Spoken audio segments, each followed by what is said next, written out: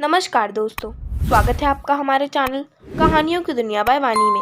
तो हमारी आज की कहानी है महामाया, रवींद्रनाथ टैगोर की कहानी। चलिए शुरू करते हैं। महामाया और राजीव लोचन दोनों सरिता के तट पर एक प्राचीन शिवालय के खंडहरों में मिले। महामाया ने मुख से कुछ न कहकर अपनी स्वाभाविक गंभीर दृष्टि से तनिक कुछ तिरस्कृत अवस्था में राजीव की ओर देखा, जिसका अर्थ था कि जिस बिरते पर तुम आज बेसमय मुझे यहाँ बुला ले आए हो, मैं अब तक तुम्हारी सभी बातों का समर्थन करती आई हूँ, इसी से तुम्हारा इतना साहस बढ़ गया। राजीव लोचन तो वैसे महामाया से सदैव त्रस्त रहता है, उस पर यह चितवन बेचारा कांप उठा। साहस बटोर कर कुछ कहना चाहता था, किंतु उसकी आशाओं पर उसी क्षण पानी फिर गया और अब इस भेंट की शीघ्रता से कोई न कोई कारण बिना बताए भी उसका छुटकारा नहीं हो सकता। अतः वह शीघ्रता से कह बैठा, मैं चाहता हूँ कि यहाँ से कहीं भाग चले और वहाँ जाकर दोनों विवाह कर लें। राजीव जिन विचारों को प्रकट करना चाहता था, विचार तो उसने ठीक वही प्रकट किए, किंतु जो भूमिका वह बना कर लाया था वह ना जाने कहाँ गुम हो गई। उसके विचार बिल्कुल रसहीन और निरर्थक सिद्ध हुए, सो तो ठीक है, लेकिन सुनने में भी भद्दे और अजीब से लगे।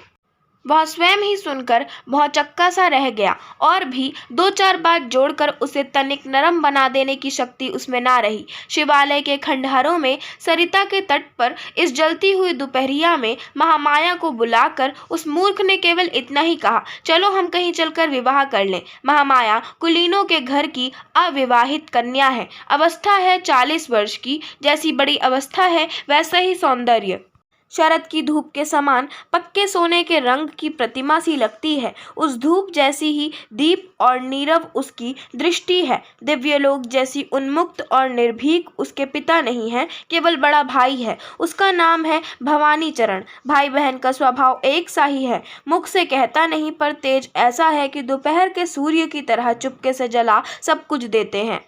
खासकर भवानी चरण से लोग अकारण ही भय खाया करते हैं। राजीव लोचन परदेशी है। यहाँ की रेशम की कोठी का बड़ा साहब उसे अपने साथ ले आया था।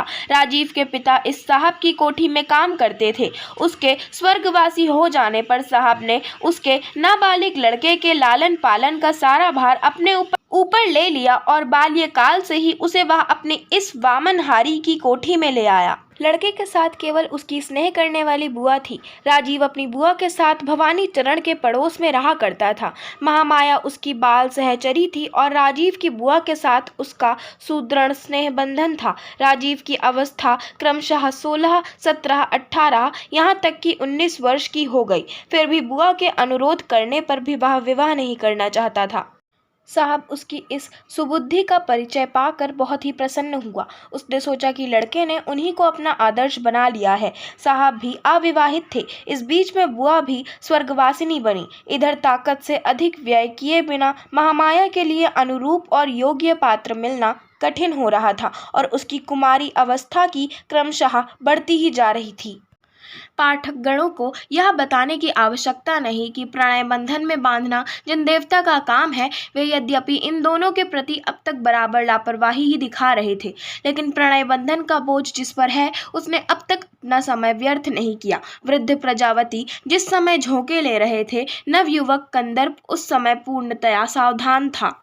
कामदेव का प्रभाव भिन्न भिन्न प्रकार से पड़ा करता है। उनके प्रभाव में आकर राजीव अपने मन की दो बातें कहने के लिए पर्याप्त अवसर ढूंढ रहा था, पर महामाया उसे अवसर ही नहीं देती थी। वास्तव में उसकी निस्तब्ध गंभीर चितवन राजीव के व्यथित हृदय में एक प्रकार का भय पैदा कर देती थी। आज सैकड़ों बार शपथ लेने के बाद राजीव उसे उस शिवालय के खंडहरों में ला सका। इसी से उसने सोचा कि जो कुछ उसे कहना है आज सब कुछ कह सुन लेगा। उसके बाद या तो जिंदगी भर सुख में रहेगा और नहीं तो आत्महत्या कर लेगा। जीवन के एक संकटमय दिन में राजीव ने केवल इतना ही कहा, चलो विवाह कर लें, और उसके उपरांत पाठ भूले हुए छात्र के समान सकपकाकर चुप रह गया। महामाया को मानो यह आशा ही ना थी कि राजीव उसके सन्मुख ऐसा प्रस्ताव रख देगा। इससे देर तक वह चुप खड़ी रही। दोपहरी की बहुत सी अनिर्दिष्ट करुण ध्वनियां होती हैं, वे सबकी सब इस सन्नाटे में फूट निकली। वायु से शिवालय का आधा हिलता हुआ टूटा द्वार बीच बीच में बहुत ही क्षीण स्वर में धीरे धीरे खुलने और बंद होने लगा।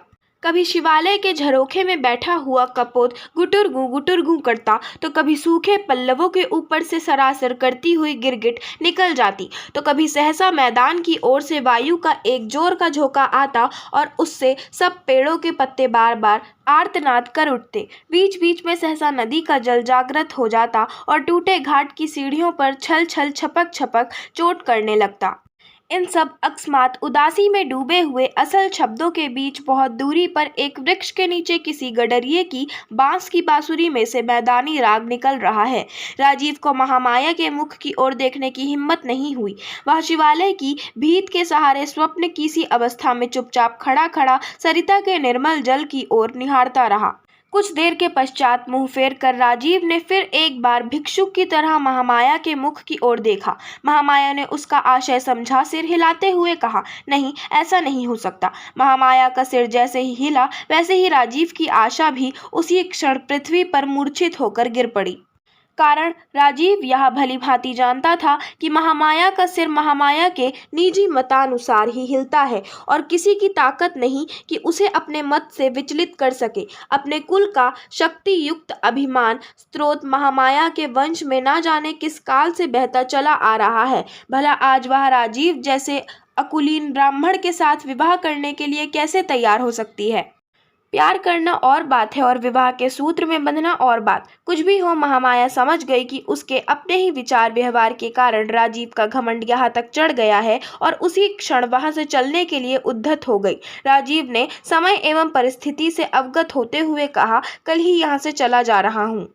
महामाया ने पहले तो विचार किया कि अब उसे ऐसा भाव दिखाना चाहिए कि जहाँ चाहे रहे, इससे उससे क्या मतलब, पर दिखा न सकी। पग बढ़ाना चाहा पर बढ़ा नहीं सकी। उसने शांत मुद्रा में पूछा, क्यों?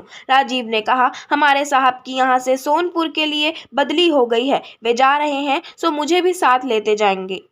महामाया का बहुत देर तक मुख न खुल सका। वह सोचती रही, दोनों के जीवन की गति दो ओर है, किसी भी इंसान को सदैव के लिए नजरबंद नहीं किया जा सकता। अतः उसने शांत ओष्ठों को तनिक खोल कर कहा, अच्छा। उसका यह अच्छा कुछ कुछ गहरी उसास सी सुनाई दी और इतना ही कह के यह जाने के लिए तैयार हो गई। इतने में राजीव ने चौंक कर कहा, भवानी बाबू।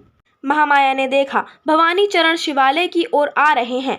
समझ गई कि उन्हें सब पता लग गया है। राजीव ने महामाया पर अकस्मात मुसीबत आते हुए देखकर शिवालय की टूटी हुई दीवार फांद कर भागने का प्रयत्न किया, किंतु महामाया ने हाथ पकड़कर उसे रोक लिया। भवानी चरण शिवालय के खंडहरों में पहुंचे और सिर्फ एक बार चुपचाप दोनों की ओर स्थिर दृष्टि से देखा।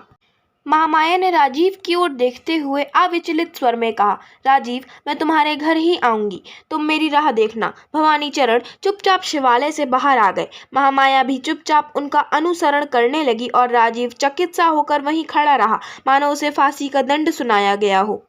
उसी दिन रात को भवानी चरण ने विशेष रेशमी साड़ी लेकर महामाया को दी और बोले, इसे पहनाओ। महामाया उसे पहन आई। उसके बाद बोले, अब मेरे साथ चलो। आज तक भवानी चरण की आज्ञा तो दूर रही, संकेत तक का भी किसी ने उल्लंघन नहीं किया था, महामाया ने भी नहीं। उसी रात्रि को दोनों सरिता के तट पर शमशान भूमि की ओर चल दिए। शमशान भूमि अधिक दूर नहीं थी। वहां गंगा यात्री के घर में एक बूढ़ा ब्राह्मण अंतिम घड़ियां गिन रहा था। उसकी खटिया के पास दोनों पहुंचकर खड़े हो गए। घर के एक कोने में पुरोहित ब्राह्मण भी मौजूद था। भवानी चरण ने उससे संकेत में कुछ कहा। वह शीघ्र ही शुभानुष्ठान की तैयारियां करके पास आ खड़ा हुआ। महामाया समझ गई कि इस मृत्यु को आलिंगन करने वाले इंसान के साथ उसका विवाह होगा। उसने रत्ती भर भी विरोध नहीं किया। समीप में ही जलती हुई दो चिताओं के प्रकाश में उस अंधेरे से घर में मृत्यु की यंत्रणा की ध्वनि के साथ अस्पष्ट मंत्रोच्चारण मिलाकर महामाया का पाणी ग्रहण संस्कार करा दिया। जिस दिन विवाह हुआ उसके दूसरे दिन ही महामाया विधवा हो गई। इस दुर्घटना से महामाया को तिल मात्र भी शोक न हुआ और राजीव भी अचानक महामाया के विवाह की सूचना पाकर जैसा दुखी हुआ था, वैधव्य की सूचना से वैसा न हुआ, बल्कि उसे कुछ खुशी हो गई। पहले उसने सोचा कि साहब को सूचित कर दे और उसकी सहायता से इस अमानुषिक अत्याचार पर किसी प्रकार प्रतिबंध लगा दिए जाएं। तभी विचार आया कि साहब तो सोनपुर जा चुका है। राजीव को भी वह साथ ले जाना चाहता था, पर वह 1 मास का अवकाश लेकर यहीं रह गया है। महामाया ने उसे वचन दिया है, तुम मेरी राह देखना।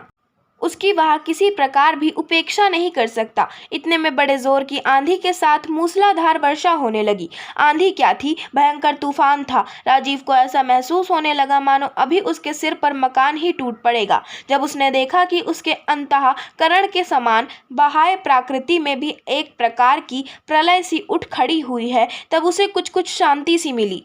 उसे ऐसा प्रतीत होने लगा कि मानो स्वयं प्रकृति ही आकाश पाताल एक करके उससे कहीं अधिक शक्ति का प्रयोग करके उसका काम पूरा कर रही है। इसी समय बाहर से किसी ने द्वार पर जोर से धक्का मारा। राजीव ने शीघ्रता के साथ द्वार खोला। घर में भीगे वस्त्र पहने हुए एक स्त्री ने प्रवेश किया। चेहरे पर उसके लंबा अवगुंठन पड़ा हुआ था। राजीव ने उसी क्षण पहचान लिया, यह तो महामाया है। उसने आवेश भरे स्वर में पूछा, महामाया, तुम चिता से उठ आई हो? महामाया ने कहा, हाँ, मैंने वचन दिया था कि मैं तुम्हारे घर आऊंगी, उसी वचन को पालने के लिए आई हूँ। लेकिन राजीव, मैं अब ठीक पहले की तरह नहीं हूँ। मेरा सब कुछ बदल गया है, लेकिन अपने मन में महामाया हूँ। अब भी बोलो, और यदि तुम वचन दो कि कभी भी तुम मेरा अवगुंठन ना हटाओगे, मेरा मुख ना निहारोगे, तो मैं जीवन भर तुम्हारे साथ रह सकती हूँ। मृत्यु के चंगुल से वापस मिल जाना ही बहुत है। उस समय और सब बातें तुच्छ मालूम देती हैं। राजीव ने शीघ्रता से कहा, तुम जैसे चाहो वैसे रहना, मुझे छोड़ जाओगी तो मैं नहीं रह सकता। महामाया ने कहा, तो अभी चलो, तुम्हारा साहब जहाँ गया है वहीं ले चलो मुझे। घर में जो कुछ था सब कुछ छोड़ छाड़ कर राजीव महामाया को लेकर उसी प्रकृति के प्रकोप में निकल पड़ा। ऐसा बवंडर चल रहा था कि खड़ा होना मुश्किल था। उसके वेग से कंकड़ियां उड़ उड़ कर बंदूक की छर्रों के समान शरीर में चुभने लगीं। दोनों इस भय से कहीं सिर पर वृक्ष न गिर पड़े, सड़क छोड़कर विस्तृत मैदान में होकर रास्ता पार करने लगे। बवंडर का जोर पीछे से धकेलने लगा, मानो यह इन्हें इस दुनिया से छीनकर प्रलय की ओर उड़ाए लिए जा रहा हो। पाठक इस कथा को कोरी कवि कल्पना ही न समझे। जिन दिनों यहाँ सती की प्रथा प्रचलित थी, उन्हीं दिनों ऐसी घटनाएं कभी कभी हो जाया करती थी। महामाया के हाथ पैर बांधकर यथा समय चिता में रखकर उसमें आग लगा दी गई थी। आग भी खूब जोरों से जल उठी थी। लेकिन उसी समय बहुत जोर का बवंडर उठा और मूसलाधार वर्षा पड़ने लगी। जो दाह संस्कार करने आए थे वे शीघ्रता से गंगा यात्री वाली कोठरी में जा छिपे और भीतर से द्वार बंद कर लिया। सभी समझते हैं कि ऐसे आंधी पानी में चिता बुझते समय नहीं लगता। इसी बीच में उसके हाथों में बंधा कपड़ा जलकर भस्म हो गया और हाथ खुल गए। असहाय दाह पीड़ा में मुख से वह कुछ ना कह सकी। तुरंत उठकर बैठ गई और पैर की रस्सी खोल डाली। उसके बाद कई स्थानों से जली हुई साड़ी से देह को छिपाए हुए लगभग नंगी सी चिता से उठकर पहले वह अपने घर आई। घर में कोई था नहीं, सब शमशान में थे। दीपक जलाकर एक धोती पहनकर महामाया ने एक बार दर्पण में अपना चेहरा देखा और दर्पण जमीन पर दे पटका। फिर कुछ देर खड़ी खड़ी सोचती रही। उसके बाद चेहरे पर लंबा अवगुंठन किया और राजीव के घर की ओर चल दी। इसके बाद जो कुछ हुआ सो पाठकों को मालूम ही है। महामाया अब राजीव के पास ही रहती है, लेकिन राजीव के जीवन में सुख शांति नहीं। दोनों के बीच केवल अवगुंठन का व्यवधान है, लेकिन वह अवगुंठन मौत के समान चिरस्थायी नहीं, अपितु मृत्यु से भी बढ़कर पीड़ा उत्पादक है। इसलिए कि निराशा मृत्यु की विरह पीड़ा को धीरे धीरे अचिंतन रूप प्रदान कर देती है, किंतु इस अवगुंठन के पृथक रूप ने एक जीती जागती आशा को प्रतिदिन प्रतिपल व्यथित एवं पीड़ित कर रखा है। एक तो पहले ही महामाया की शांत प्रकृति है, उस पर उसके इस अवगुंठन के भीतर नीरवता दुगुनी असहाय सी प्रतीत होने लगी। राजीव अब ऐसे रहने लगा जैसे उसे मृत्यु की चलती फिरती पुतली ने घेर लिया हो। वह पुतली उसके जीवन को आलिंगन करके नित्य प्रति उसे क्षीण करती जा रही है। राजीव पहले जिस महामाया नाम से परिचित था, उसे तो उसने खो दिया। अब तो वह केवल उसकी सुंदर बाल्य स्मृति पर ही जीवन को अवलंबित करके इस दुनिया में रह सकता है, परंतु उसमें भी अवगुंठन युक्त पुतली सदैव उसके पार्श्व में रहकर बाधा पहुंचाती रहती है। वह सोचता है इंसान में स्वभाव से ही काफी अंतर है, और खासकर महामाया तो महाभारत के कर्ण के समान स्वाभाविक कवच धनी है। वह अपने स्वभाव के इर्द गिर्द एक प्रकार का आवरण लेकर जन्मी है। उपरांत बीच में फिर मानो वह पुनर्जन्म लेकर और एक आवरण लेकर आई है। रात दिन साथ रहती हुई भी वह इतनी दूर चली गई है कि मानो राजीव से उस दूरी को पार नहीं किया जाता। मानो वह केवल एक माया की रेखा के बाहर बैठकर अतृप्त तृषित मन से इस सूक्ष्म एवं अटल रहस्य से अवगत होने का प्रयत्न कर रहा है। जैसे तारागण प्रत्येक निशा में नींद रहित निर्निमेष नयनों से अंधकार यामिनी के रहस्य से अवगत होने के निष्फल प्रयास में रात्रि बिता दिया करते हैं, इस प्रकार ये दोनों चिरपरिचित संगरहित साथी भिन्न भिन्न जीव रूप में बहुत काल तक साथ बने रहे। एक दिन बरसात के मौसम में शुक्ल पक्ष के दशमी की रात्रि को बादल फटे और निशिकर ने दर्शन दिए। निशिकर की ज्योत्सना से यामिनी सोती हुई पृथ्वी के सिरहाने बैठी जागरण कर रही थी। उस यामिनी को देखने बिस्तरे से उठकर राजीव भी झरोके के पास जा बैठा। बरखा और गर्मी के संगम से थके हुए उपवन में से एक प्रकार की सुगंध और झींगुरों की झिन्न झिन्न की ध्वनि कमरे में आकर उसके मनोराज्य में एक प्रकार की अराजकता व्याप्त कर रही है। राजीव देख रहा था बगीचे के अंधकार में खड़े हुए वृक्षों के उस पार शांत स्थिर सरोवर मंजे हुए स्वच्छ रजत थाल के समान चमक रहा है। इंसान ऐसे समय में स्पष्ट तौर पर कुछ भी सोच सकता है या नहीं बताना कठिन है, पर हाँ इतना अवश्य कहा जा सकता है कि उसका संपूर्ण हृदय किसी एक दिशा की ओर प्रवाहित हुआ है। गंधयुक्त उपवन के समान ही एक सुगंध से पूर्ण उच्छ्वास छोड़ता रहता है।